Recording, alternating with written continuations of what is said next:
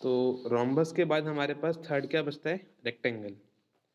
Rectangle discuss करते हैं। Rectangle में क्या होता है फीचर कि उसके अपोजिट साइड्स हैं, पैरेलल होते हैं। हाँ अपोजिट साइड्स इक्वल और पैरेलल होते हैं ना, बिल्कुल। और एक एंगल या चारों एंगल 90 बन सकते हैं। पहला point, in rectangle opposite sides जो होते हैं आपके इक्वल होते हैं और पैरेलल होते हैं। और सेकंड, एंड वन और all angles are of 90 degree. कोई भी एक या चारों एंगल रेक्टेंगल के 90 डिग्री मेजर करते हैं। लिख लीजिए। फोर्थ है हमारा पैरेललोग्राम। पैरेललोग्राम की फीचर क्या होता है? पैरेललोग्राम के रेक्टेंगल की तरह अपोजिट साइड्स इक्वल होते हैं, पैरेलल होते हैं, और यहाँ पर डायगोनल्स बाइसेक्ट करते हैं एक दूसरे से। बाइसेक्ट करने का मतलब होता है कि जब भी यहाँ पर डायगोनल्स बाइसेक्ट करेंगे तो डायगोनल्स के पार्ट्स जो बनेंगे वो इक्वल हो जाएंगे। तो वो अभी हम आगे देखेंगे कि बाइसेक्ट का मतलब क्या होता है, उसकी थ्योरम भी है हमारे पास। तो हम अगर पैरेललोग्राम के बारे में लिखेंगे तो क्या लिखेंगे? इन पैरेललोग्राम अपोजिट साइड्स हमारी कैसी होती हैं दोस्तों? Opposite sides are equal and parallel. Opposite sides equal भी जाती हैं, पैरेलल भी जाती हैं, और डायगोनल्स जो होते हैं, here diagonals bisect each other. Bisect का मतलब क्या बताया मैंने कि जब भी डायगोनल्स बाइसेक्ट करते हैं, जैसे यहाँ पर कर रहे हैं, जब ये डायगोनल्स बाइसेक्ट करेंगे ना, तो इन डायगोनल के जो पार्ट्स होंगे, जैसे ये डायगोनल है, ये जब बाइसेक्ट करेगा तो इसका ये वाला पार्ट इसके इक्वल होगा, ये वाला पार्ट इसके इक्वल होगा, है ना। बाकी ये देखेंगे अभी बाइसेक्ट का मतलब और क्या होता है। ट्रेपीजियम। फिफ्थ हम लोग डिस्कस करते हैं ट्रेपीजियम के बारे में कि ट्रेपीजियम क्या होता है।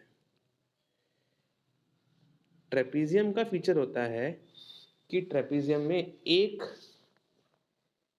Pair of side, one pair of side, जैसे ये साइड इसके पैरेलल हो जाएगी। ट्रेपीजियम की वन पेयर ऑफ साइड क्या होती हैं? हमेशा पैरेलल होती हैं, बाकी साइड्स नहीं होती हैं। तो एक ही पॉइंट लिखना है इसमें, in trapezium only one pair of sides are parallel. सिर्फ एक ही पेयर ऑफ साइड ट्रेपीजियम में पैरेलल होती है। सिक्स्थ है हमारे पास काइट। काइट का फीचर क्या होता है?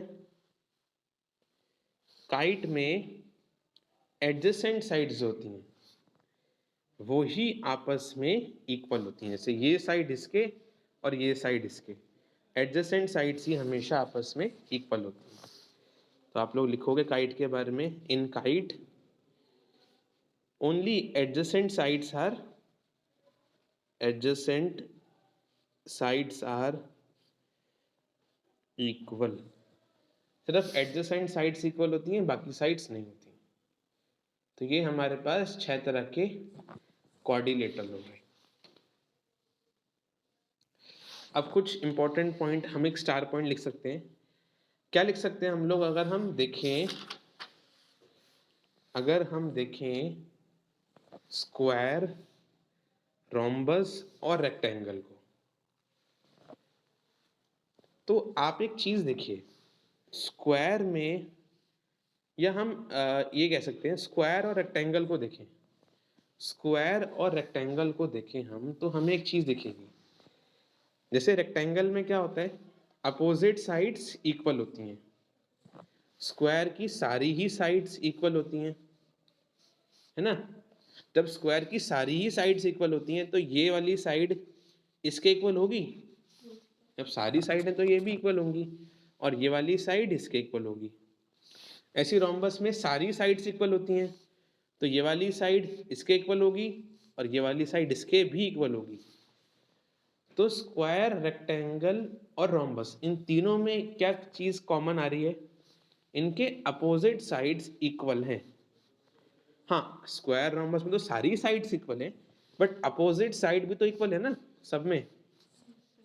और यही चीज हमारे पीछे वाले पैरेललोग्राम में भी थी कि पैरेललोग्राम में अपोजिट साइड्स इक्वल हैं। तो हम ये कह सकते हैं कि square, rectangle, rhombus are a kind of parallelogram. Square जो पीछे देखा हमने, रोम्बस देखा, रेक्टेंगल देखा, वो लोग एक तरह के पैरेललोग्राम ही तो हैं कि उनकी भी साइड्स अपोजिट इक्वल है ना। तो हम एक स्टार पॉइंट या एक नोट पॉइंट लिख सकते हैं। तो लिखिए आप लोग, एक नोट पॉइंट या एक स्टार पॉइंट क्या लिखेंगे आप लोग कि ऑल स्क्वायर, रोम्बस और रेक्टेंगल आर, ये सब स्क्वायर, रोम्बस, रेक्टेंगल एक तरह के क्या हैं? Parallelogram, are parallelogram. पहले एक स्टार पॉइंट लिखिए। एक और स्टार पॉइंट आप लोग लिख सकते हो। क्या लिख सकते हो आप लोग? हाँ, एक और स्टार पॉइंट आप लिख सकते हो। देखो, हाँ उस पर भी आता हूँ मैं। ट्रेपीजियम और पैरेललोग्राम को देखो आपको एक बारी। ट्रेपीजियम में हमने क्या बोला? सिर्फ एक पेयर ऑफ साइड पैरेलल है ना। पैरेललोग्राम में क्या बोला? एक नहीं, जितने भी पेयर्स हैं, ये वाला पेयर और ये वाला पेयर, ये भी पैरेलल है। तो ट्रेपीजियम में एक पेयर साइड्स का पैरेलल है, पैरेललोग्राम में दोनों ही पेयर पैरेलल है। तो ट्रेपीजियम भी तो एक तरह का पैरेललोग्राम हुआ, क्योंकि इसके सिर्फ एक पेयर ऑफ साइड पैरेलल है। पैरेललोग्राम के तो दोनों पेयर पैरेलल है। तो ट्रेपीजियम भी एक तरह का पैरेललोग्राम है, क्योंकि इसकी एक पेयर साइड पैरेलल है। पैरेललोग्राम में तो दोनों ही पैरेलल है। तो हम एक और स्टार पॉइंट कह सकते हैं कि all trapezium are parallelogram. Trapezium भी एक तरह के पैरेललोग्राम होते हैं। अगर आप एक चीज देखो, स्क्वायर के अंदर अपोजिट साइड्स, मैंने क्या बताया आप लोग को? इक्वल होते हैं,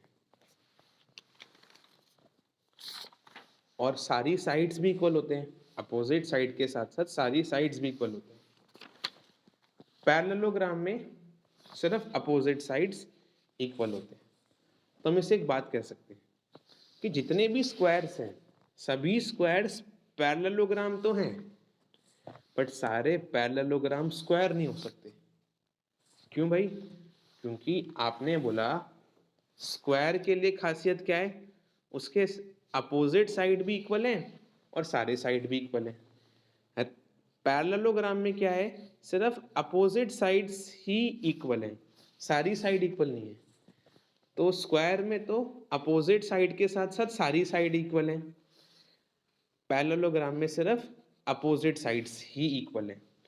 तो पैरेललोग्राम कभी भी स्क्वायर नहीं बन सकता, क्योंकि पैरेललोग्राम को अगर स्क्वायर बनना है तो सारी साइड इक्वल करनी पड़ेंगी, जो उसके पास नहीं है। स्क्वायर बन सकता है पैरेललोग्राम, क्योंकि स्क्वायर के अपोजिट साइड तो इक्वल है ना, वो बन सकता है पैरेललोग्राम। तो हम कह सकते हैं कि जितने भी स्क्वायर हैं, ऑल स्क्वायर आर पैरेललोग्राम, सभी स्क्वायर पैरेललोग्राम बन सकते हैं, but all parallelogram cannot be square। सभी पैरेललोग्राम को स्क्वायर बनना पॉसिबल नहीं है। क्यों? क्योंकि पैरेललोग्राम को स्क्वायर बनना है तो सारी साइड इक्वल करनी पड़ेंगी, जो उसके पास नहीं है।